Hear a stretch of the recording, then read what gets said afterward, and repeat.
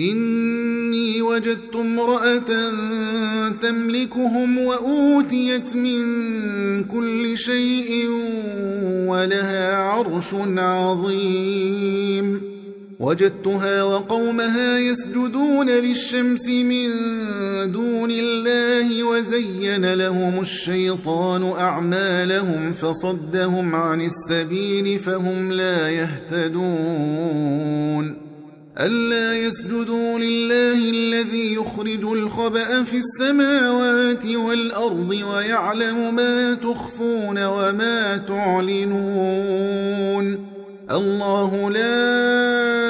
إله إلا هو رب العرش العظيم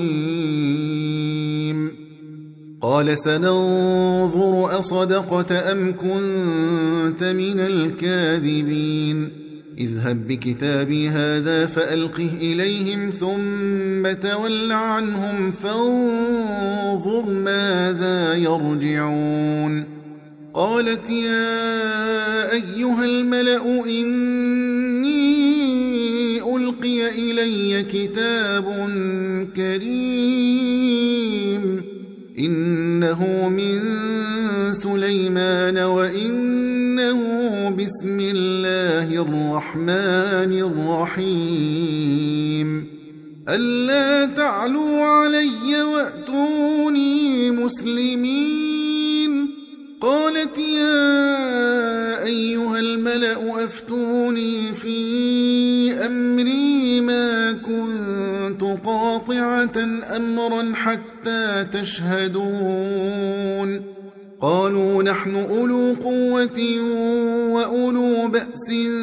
شديد والأمر إليك فانظري ماذا تأمرين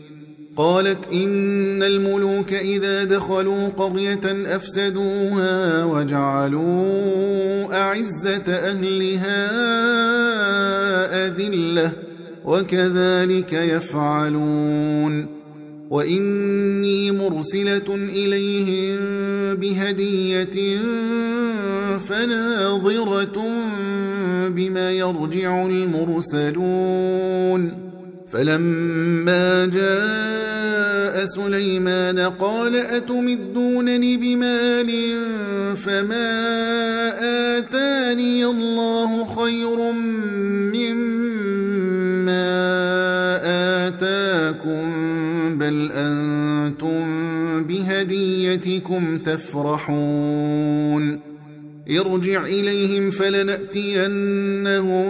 بجنود لا قبل لهم بها ولنخرجن